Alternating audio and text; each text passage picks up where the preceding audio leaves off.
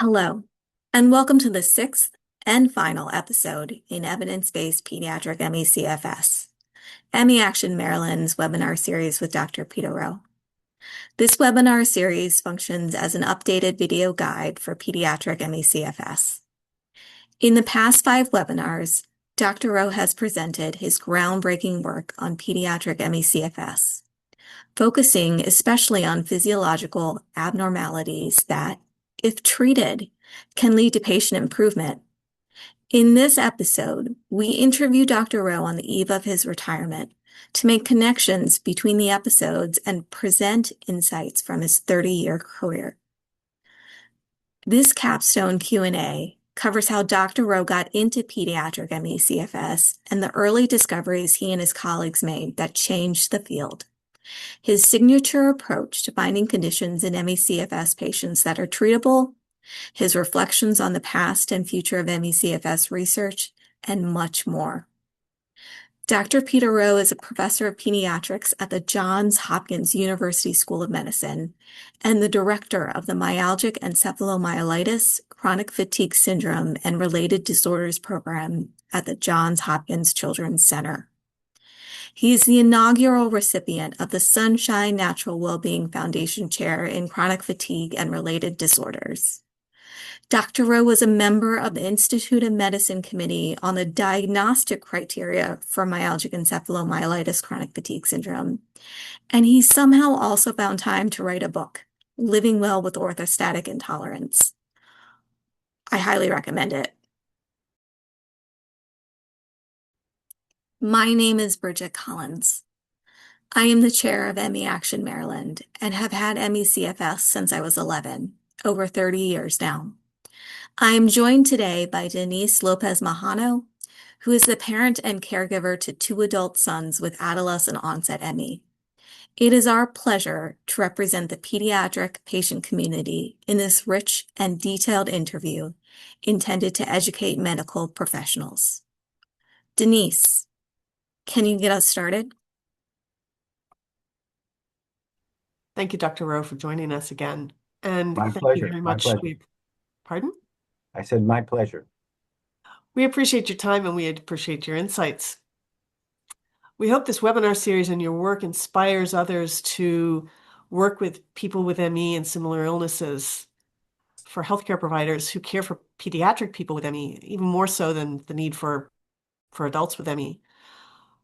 We'd like to know what it is about ME in children that intrigued you and got you into this field, and what has kept you in it.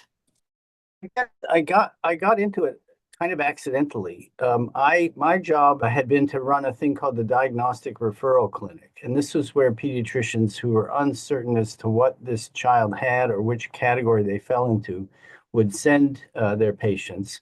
So I would see children with unusual rashes, spells of one sort or another, and I got to see children who had recurrent fainting back to back with those who were sent in with what was then called chronic fatigue syndrome. And you couldn't miss the fact that these patients were getting symptomatic in the same settings.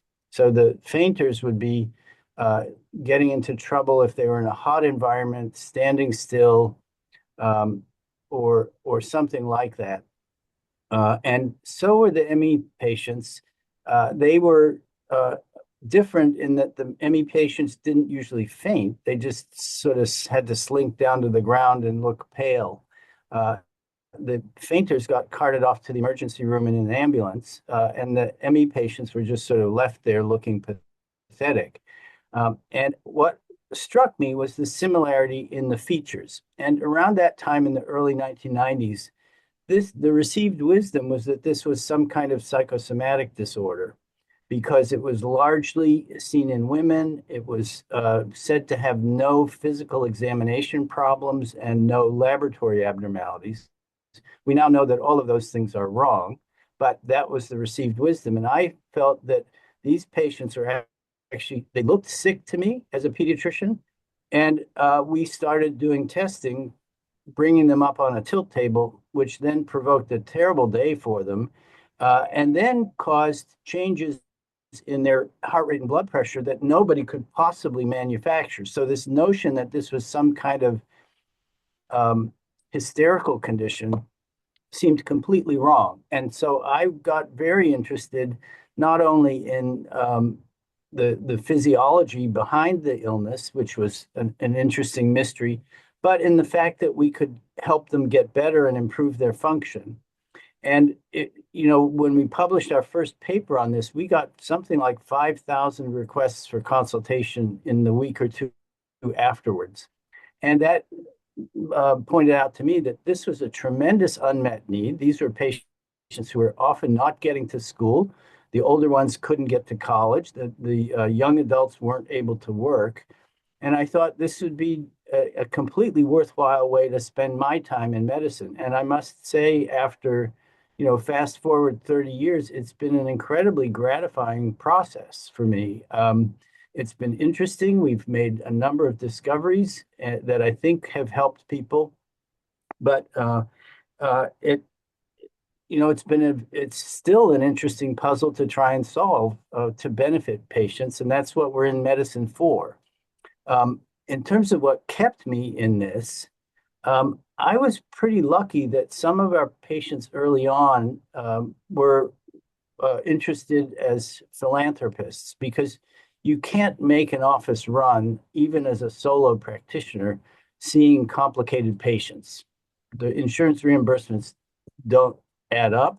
So we had a number of families that were very generous with their donations that allowed me to spend as much time as I needed to, both to see the patients and continue caring for them, but also to generate research questions and research studies based on what we were finding. So I think without the private philanthropy that supported our work, it would have been very hard to keep going. So there was both an interest in moving forward and the support that's needed for people to run clinics like mine.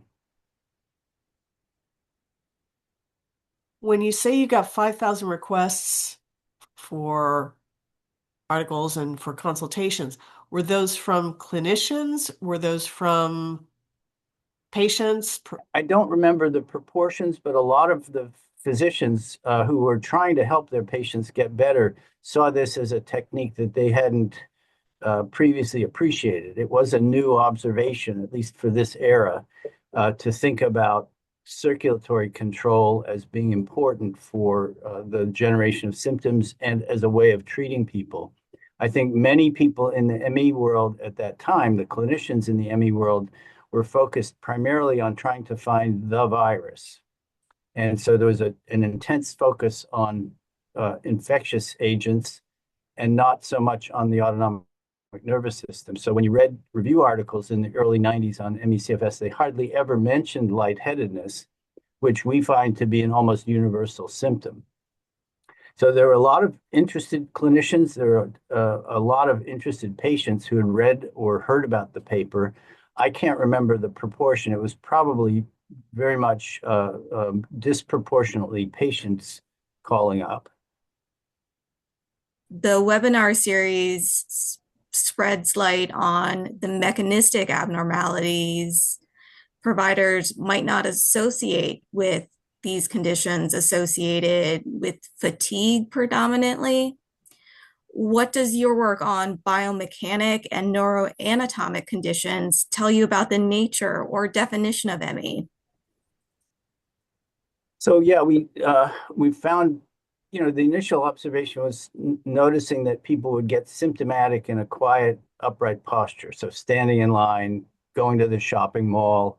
And my joke with trainees is, if you've got an adolescent who can't stand for more than 5 minutes at the mall, you've got an organic problem until proven otherwise. You may have heard me say that. That was the first observation. And then as we kept looking at patients, we realized just treating the orthostatic intolerance wasn't getting everybody better. And we started noticing that we had a number of patients in the clinic who had Ehlers-Danlos syndrome. That was pretty unusual. I hadn't seen very many people with that in the past. And those patients then had a myriad of other problems caused by their connective tissue, like malformations, craniocervical instability, TMJ dysfunction, problems with venous compression like pelvic congestion syndrome. So one observation led to the next, and then we got into to working on the biomechanics. And what was interesting there is we had a girl come in who had terrible orthostatic intolerance, uh, and she wanted to try working with her mom's physical therapist at that point. Well, up until then, anytime we sent people to physical therapists, they were being treated with exercise-based therapy. The child would be told, we need to get you up to snuff using Marine boot camp tactics, which, as you can imagine, just made everybody worse from PEM. And I said, this has been our experience. She said, well, my mother's physical therapist does things differently.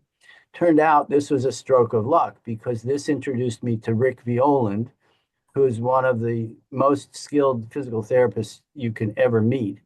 And Rick was able to get this girl about 90% better. And when she came back to the clinic, I said, how did you improve so much? She said it was the physical therapy. And I said, well, what did he do? Because this was a very different approach than what we'd seen before. And she said, oh, I couldn't describe it. I'll have to have him come in and show you. And so the mom called this individual up, and Rick came in and demonstrated for me that while the girl was lying on the table, as he moved her arm into a position of nerve stretch, she started getting lightheaded. I had only seen lightheadedness emerge on the tilt table upright. So this was very different, and I was immediately intrigued because this was another way in which symptoms could be provoked. So I started working with Rick, observing what he was doing. We came up with a variety of studies, and it looks like something about nerve strain can put strain onto the nervous system that affects the control of circulation. So these biomechanical things can be part of what's triggering the autonomic dysfunction. And then as we kept looking at patients, we started noticing that many of them had trouble with their arms overhead, and that could bring on lightheadedness as well as other symptoms like fatigue, brain fog, as well as arm symptoms of arm fatigue and numbness and tingling. And this is called thoracic outlet syndrome. And that's the subject of our current research project. And we're seeing it in a very high proportion of patients. That had never been discussed as a physical examination abnormality in any paper I've ever read on ME/CFS until we started reporting this. And we had previously just treated those patients with physical therapy, but we're now finding that surgical treatment is needed for a subset of them. And when they get more room in the thoracic outlet by taking out part of the first rib and doing some surgery on the scalene muscles that are entrapping nerves as they're coming out of the spinal cord, some patients are getting global improvements that they never thought were possible. So we're actively investigating that. But I think all of these different problems intersect in some way and cause some kind of autonomic nervous system dysfunction. So that's what the biomechanical studies have given us as a perspective on ME. The other thing that tells us, I guess, is that not everybody has everything in the mix. And some people might have had much more impact on their immune system from a specific infection. But we also have to look for these other contributors that are part of the physical examination. It was really interesting to hear you talk about how a specific neural strain can lead to post-exertional malaise. I don't think that we think about it that way very often. Is there anything about post-exertional malaise, PEM, that you'd like to elaborate more on, since it is such a cardinal feature of ME? Yeah, none of us really know the exact mechanism for generating PEM. We see it all the time. We can see it. We saw it early on in our tilt table studies. When people came in, we'd bring them up on the tilt table. They'd be miserable for the next 30 to 45 minutes, and then often would be symptomatic for another week afterwards. And initially, we thought, as we were just getting into this field and learning about ME/CFS from the patients, I thought we're never going to get anyone to come back for studies if we don't fix this. So we started giving people 2 liters of warmed up normal saline right after the tilt test, which is what you'd do for somebody who fainted. And that was interesting for 2 reasons. One is that they immediately felt better and left feeling better than when they came in because we treated their blood volume. And the second was that we prevented the onset of PEM in the days afterwards. Now, if we'd been really smart, we would have put in an IRB request to do that as a study, randomizing people to either fluids or no fluids after the tilt test and seeing how many were symptomatic over the next week. And that could have established that therapy as really important for people after a tilt test. We didn't do that, but our informal observation then led to us using saline boluses to get people out of a slump. So, for example, if they had had a sinus infection and then drifted down, we didn't have to wait 3 weeks for them to come back up to baseline. We'd give them a saline bolus and they'd immediately improve and sort of speed up the recovery process. So, we still need more knowledge about what PEM entails. We know from the studies of Alan and Kathleen Light in Utah that people can generate all kinds of changes in the gene expression on white blood cells and presumably other tissues after an exercise event. So these are things that we still don't know exactly what's happening to create those problems. But our general impression is if we can get at the main physiologic abnormality in each patient, usually that's the orthostatic intolerance. If we can treat that effectively, people then can increase their activity without generating PEM. So we still think that the PEM is a big part of what is involved in poor circulatory control, and probably that's because when you have orthostatic intolerance, you're not getting enough blood flow to the brain. It's about the difference that's been seen by Dr. Van Kampen and Visser in Amsterdam is that when you put adults up on a tilt table, healthy people get a 7% reduction in brain blood flow, but ME patients, it's 26%. And in some long COVID studies they've done, it's up to 33% on average. Something about that seems to be part of the genesis of PEM. Thank you so much. And at some point in the future, I really want to discuss my theory that in these heterogeneous complex cases, it's a cascade failure. Sounds like you think in a similar way. Yeah, I think one of the people we both know that I spoke to this week, the thought was that, well, you can get to ME in many different ways. It's not just one thing, but that's not unusual in medicine. And she used the example of cancer. Every patient with cancer has some similarities in that they have uncontrolled cellular replication, but breast cancer is certainly different than bone cancer, and that's different than prostate cancer. It shouldn't be unusual for our patients to come to the ME/CFS clinical space with different background problems. I know that things like PEM have been a huge issue throughout my son's illnesses, as it is for everyone with ME. During one of my son's appointments fairly early on in their illnesses, I clearly remember you referring to sussing out symptoms and comorbidities as peeling back the layers of an onion.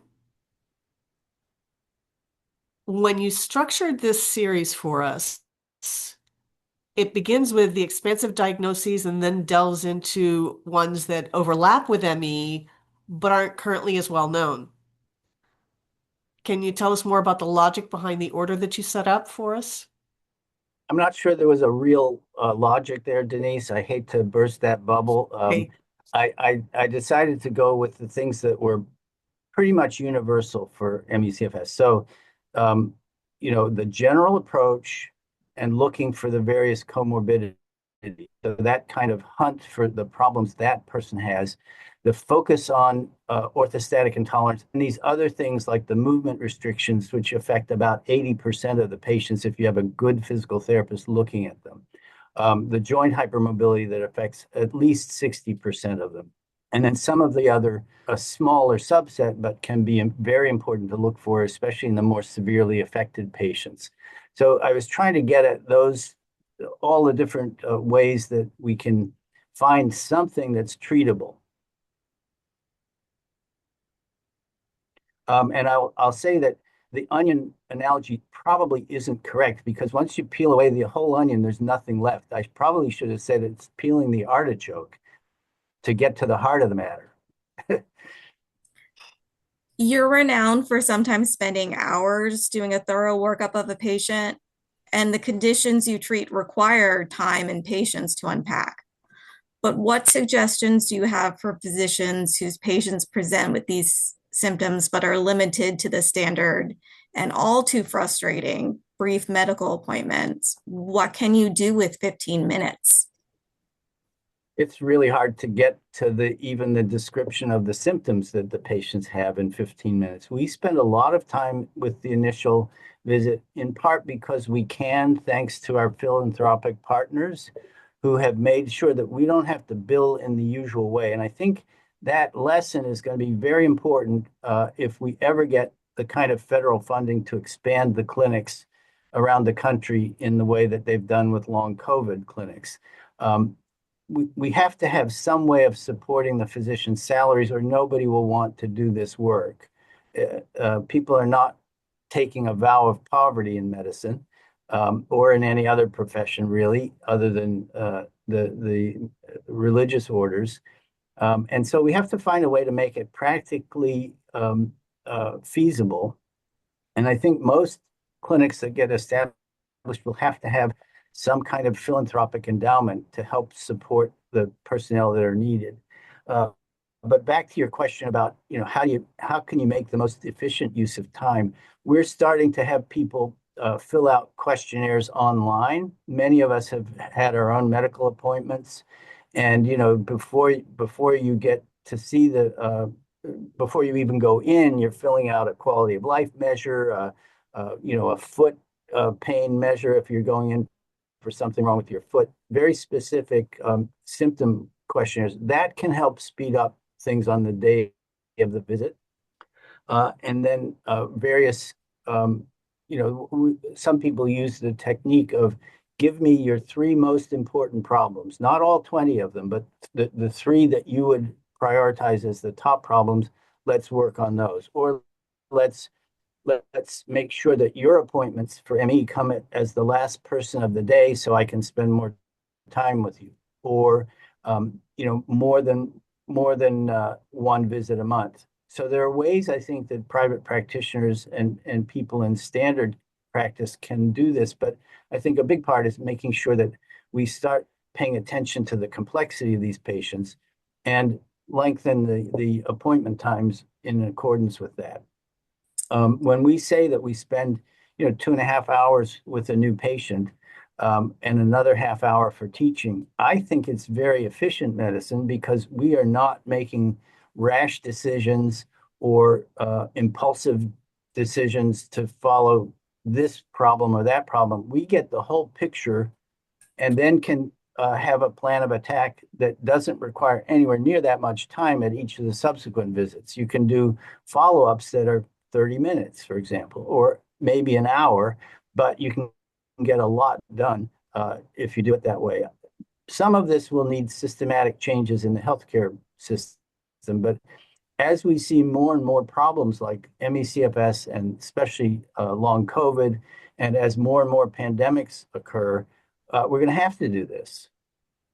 Yeah, my favorite doctor who treated me would treat patients that way, and I don't know how you would get things done any other way.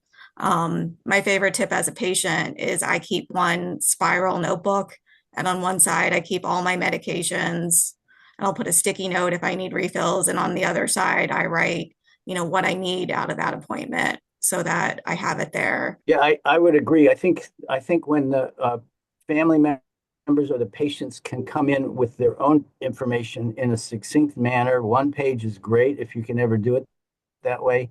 Um, I think that helps the physician get a snapshot of what's going on and what needs attention. The medicine list. Often that can be done electronically now, since so many of us are using the electronic medical record. But even having a brief summary, this 13-year-old got sick after EBV, previously healthy, but has hypermobility, uh, asthma, and mast cell activation. That's really good for whoever's seeing the person that day. So we've been working with this series to educate providers on how to recognize and understand and treat children with ME. With our lived experience panels, we had some adults who were symptomatic as kids, but didn't get diagnosed until they were adults. In my instance, it took me 6 years to get a diagnosis. I was 11 at the beginning. What typically brought a patient to you and at what age? I don't know that we had an average age, but we were probably seeing most of the patients getting sick after the onset of the pubertal growth spurt. That's a kind of interesting thing because many of them who had joint hypermobility were hypermobile from birth. So they must have needed a second event, a second hit to trigger the onset of symptoms. Maybe it was mono, but it could have been something else. It's just much more unusual to see this in the very young kids. Uh, and so our common pattern was that they'd come in, especially the girls, soon after the start of their periods. And many of them, we do a history that looks back at the common things that we're seeing in the patients currently. So 31% of our patients come in, but they have a neonatal history of a lot of spitting and colic that was due to milk protein intolerance. That then gets better, usually by the second year, and then it's quiescent for a while. Then they get a mono or some other infection, and then it resurfaces. It's as if the immune system reverts back to the lack of tolerance of the newborn period. But that can get mixed into the whole ME/CFS symptom list and be missed as a discrete treatable component. So we look really carefully, given the high prevalence of that problem, at whether they have epigastric pain, reflux, and early satiety. Those are the cardinal features that Dr. Kevin Kelly first described in children with milk protein intolerance. So it's that kind of thing. We take clues from the activities the child was engaged in early on. So, for example, if they're in dance or gymnastics or swimming, we usually assume that is going to mean that they're also hypermobile on their physical examination, and that tends to point us towards the other comorbid features that are commonly seen with Ehlers-Danlos syndrome, so joint pains, dislocations of different joints, TMJ pain, that kind of thing. You brought up the fact that onset for those assigned female at birth is often around the onset of their periods. But the fact that my two sons have ME is like a counterweight to the evidence that says that ME is more frequent in those assigned female at birth. So my question is a multi-part one. What do we know about why there is a difference among genders? And also with regard to gender, does ME present differently among genders?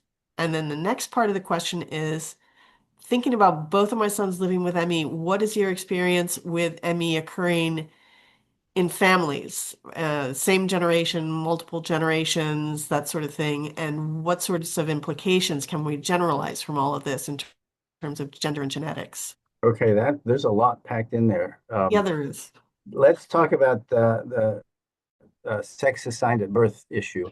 The CDC estimates are something like of the 1.3% of people in the U.S., adults in the U.S. that have ME, 0.9% are female and 0.4%, I believe, are male. So it's in the range of maybe 2 to 1 or 3 to 1 in some studies. Some of that might be affected by the fact that our male group tends to avoid doctors more than women. So that's a feature related to, health behavior. But let's say there's a biological difference, and I think there must be. One of the reasons is that joint hypermobility is far more common in women than in men. And we think that's a risk factor for the orthostatic intolerance. It's a risk factor for some of these biomechanical dysfunctions, for some of the neuroanatomic problems, and also for mast cell activation syndrome, which is being recognized much more frequently as we bring more attention to that problem.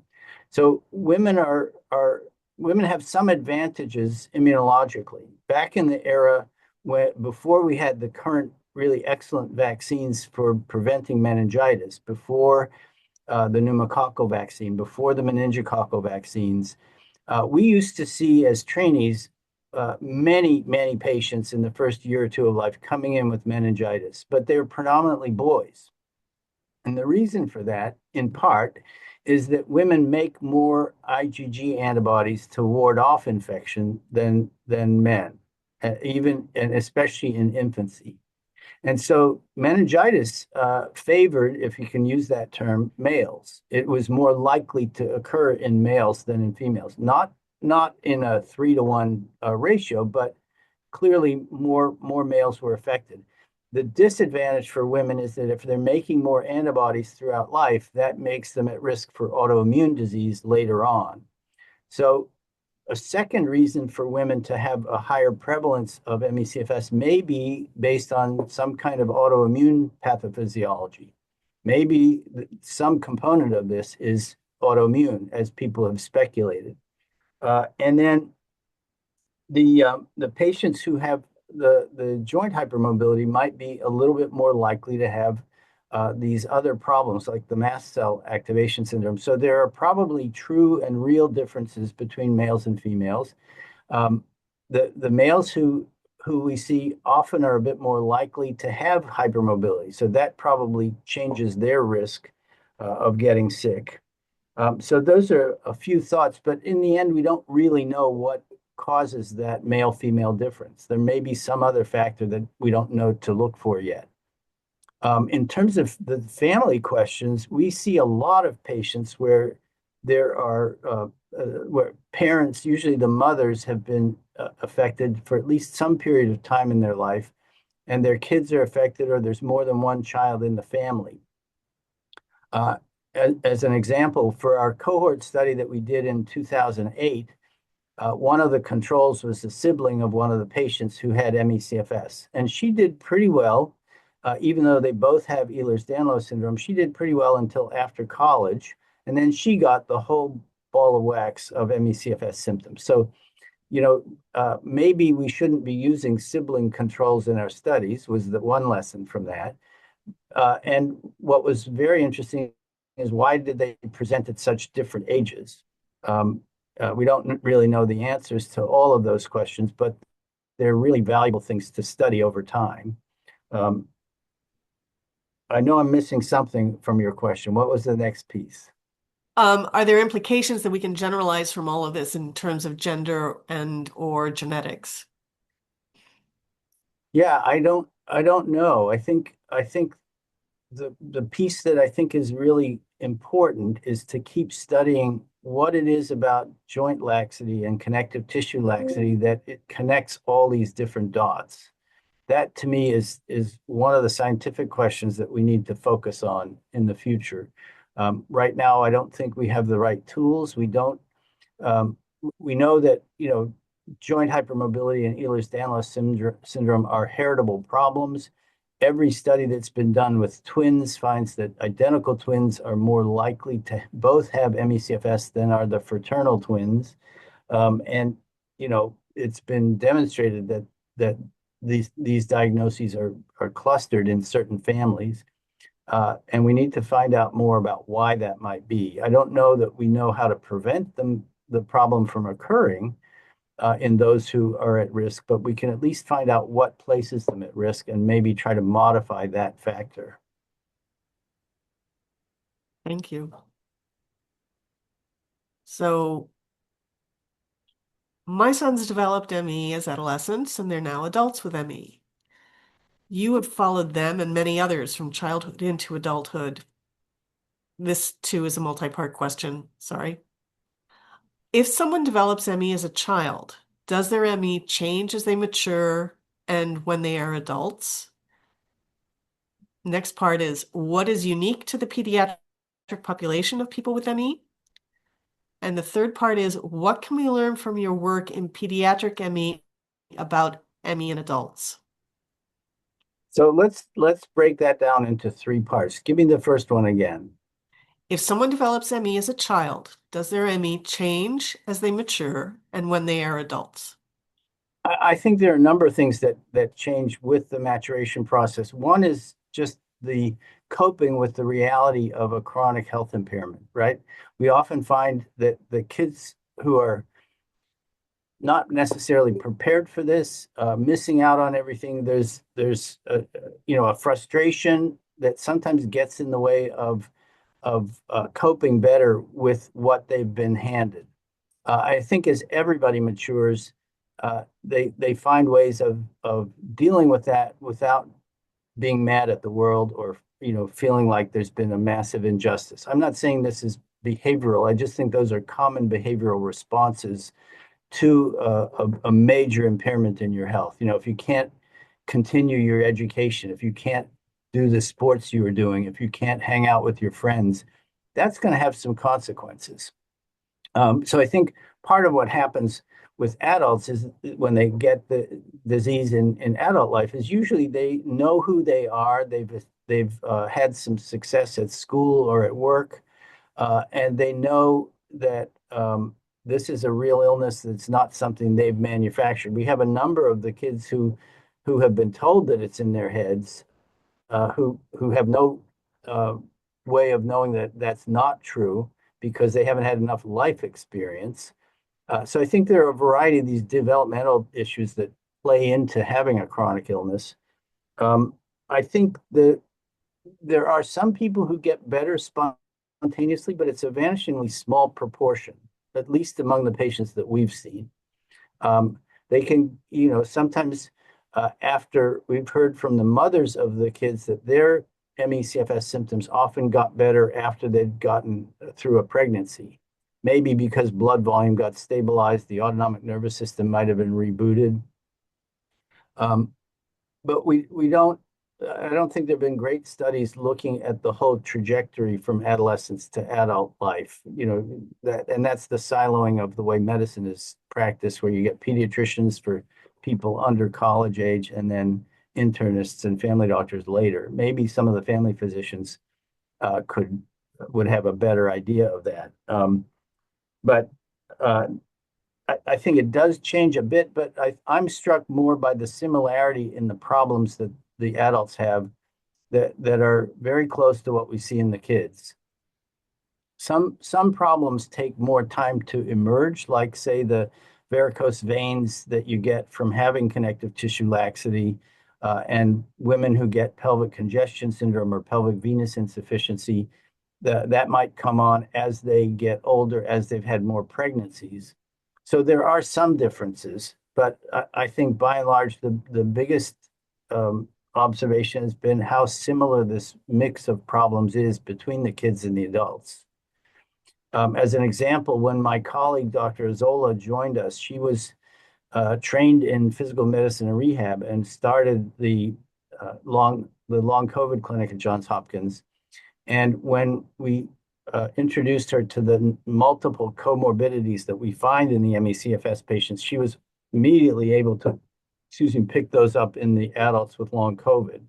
So the pediatric model has been very helpful for guiding the investigation and treatment of the adults with any of these ME/CFS syndromes, whether caused by COVID or something else.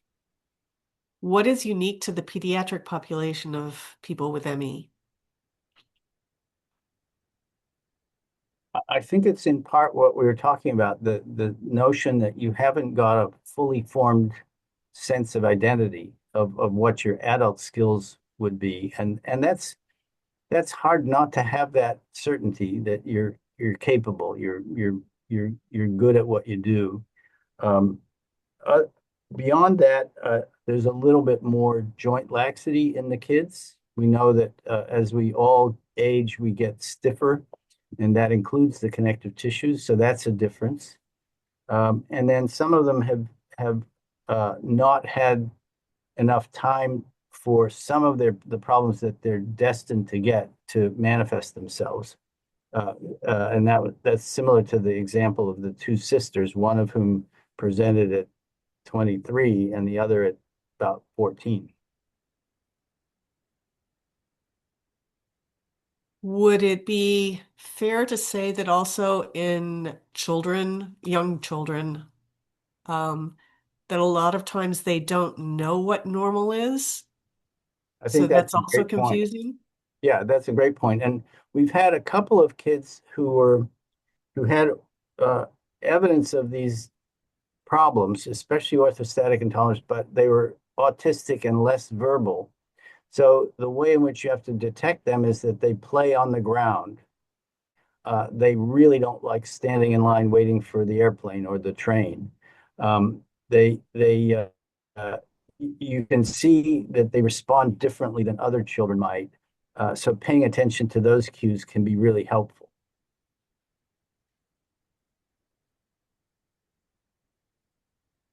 What can we learn about your work in pediatric ME about ME in adults? I think most of the lessons apply.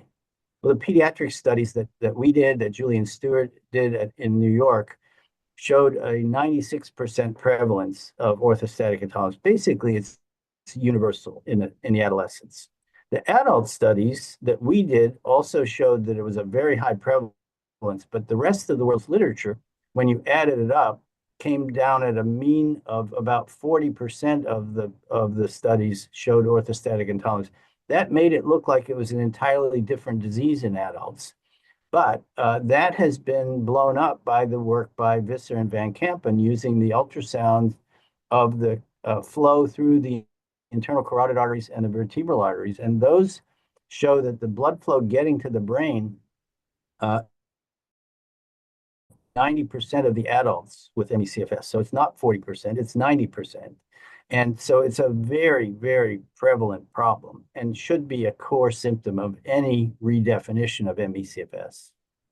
I think one of the things that I was chagrined by is that the early research on long COVID, despite the symptomatic similarity, didn't focus adequately on orthostatic intolerance.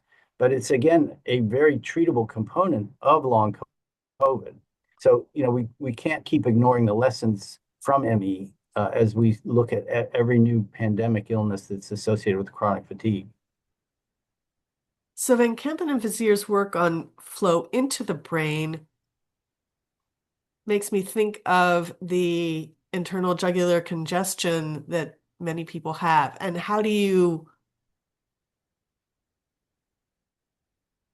don't know, how do you explain both of those in the same person? Well, so the reduction in brain blood flow could be because the vessels in the periphery, in the legs in particular, are stretched out too much. They accommodate way more blood volume, so you've got less getting back to the heart, so it can pump less to the brain when you're upright. But if there's some abnormality in venous drainage of the brain, you've got a number of consequences. One is that you can't get rid of waste products easily. If there's an obstruction, you get an increase in pressure in the brain, venous pressure, which dilates the blood vessels, and it interferes with lymphatic drainage because the lymphatics are next to the blood vessels. And there can be a pressure that's transmitted towards the other connective tissues, like the dura, which is heavily invested in mast cells. So the backup of blood, because you can't get the venous blood out as quickly, leads to head pressure, but also activation of mast cells, reductions in lymphatic flow, and a clearance of cellular debris. So all of that could go into causing problems. And it turns out that most of these vascular compression problems, as Dr. Skolback in Germany has described, occur in people who have hypermobility. Again, the vein wall is thinner or more compliant or both. And the more we look for these issues, the more we're finding them. Thank you. So I'm now supremely interested in what studies do you think we might need right now? Prevalence, longitudinal, anything? I still think we're in the stages of describing the prevalence of things like neurogenic thoracic outlet syndrome. That's what our current research is working on. But as people teach us more about these cerebral venous insufficiency problems or the pelvic venous insufficiency problems, those also give us ways of treating patients who often have been misjudged. I think the pelvic congestion syndrome story is illustrative. That's a problem that primarily occurs in women. And back in the 1940s, they were said to be emotionally frigid because any kind of vaginal penetration was causing jostling of these varicose veins, and it was a lacerating experience for women. There was nothing wrong with their emotional attachments, and we learned that after we plugged up the varicose veins and removed them from the circulation using coils and sclerosing agents. And there was nothing wrong afterwards with their attachment or interest. So these problems need to be described adequately so that we can get people more functional, get them treated better. So that would be one important thing to do. I think comparing and contrasting the long COVID patients who have ME/CFS with the ones pre-pandemic, my bet is that they're going to look really similar, but we need more studies of that because many people in the long COVID research community just keep hunting for viral protein fragments that may or may not be relevant. So I think we have to test that hypothesis, turning out that long COVID patients are much more likely to have connective tissue laxity. What a surprise. In terms of other studies, I think we need lots more on treatment. But one of the problems that we faced in doing a treatment trial back in the 90s of a randomized trial of Florinef is that you need really massive numbers in these studies to clear out all the background noise that's caused by the various comorbid conditions like the milk protein intolerance or the allergies or the MCAS or the menstrual dysfunction. And we had a pretty big trial in the late 90s, 50 in each group, but it wasn't enough to show a difference that I think could be identified if you had a much, much larger sample size. So one of the things we may need to do in our studies is randomize people to different approaches, like global approaches to treatment. So maybe have somebody say, okay, let's put this issue that's come up in the past to the test. There's some who still claim that cognitive behavioral therapy is the first line treatment. That's been removed from most national guidelines because the evidence doesn't support it. But there's still some proponents of that. I would say, all right, then you randomize half of a group that hasn't been worked up, half of them to the cognitive behavioral guys, and I'll take the other half. And we'll treat them with this multimodal approach that we've developed, focusing on movement restrictions, orthostatic intolerance, and so on. That might be a better way of looking at how we move forward rather than trying individual drugs one by one by one.